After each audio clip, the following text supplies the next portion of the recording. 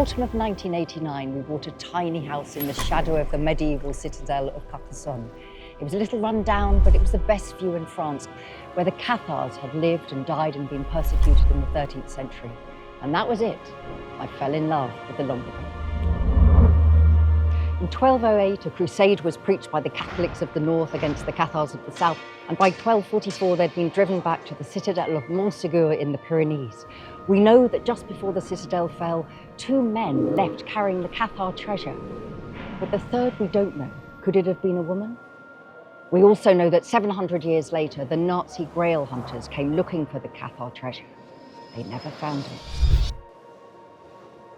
So you see, fiction takes over where history runs out. And when I first went to Montségur, I had all the voices in my head of what happened on the 16th of March, 1244, and the Cathars being burnt in the pyre. And I suddenly imagined a woman in a red cloak pulling it around herself.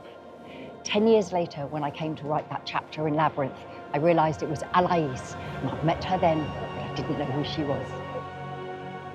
So to celebrate the 20th anniversary of the publication of the novel that took the world by storm, I'm going on a one-woman theatre tour. We're going to celebrate the landscape, the soundscape, the music, the myth and the legend.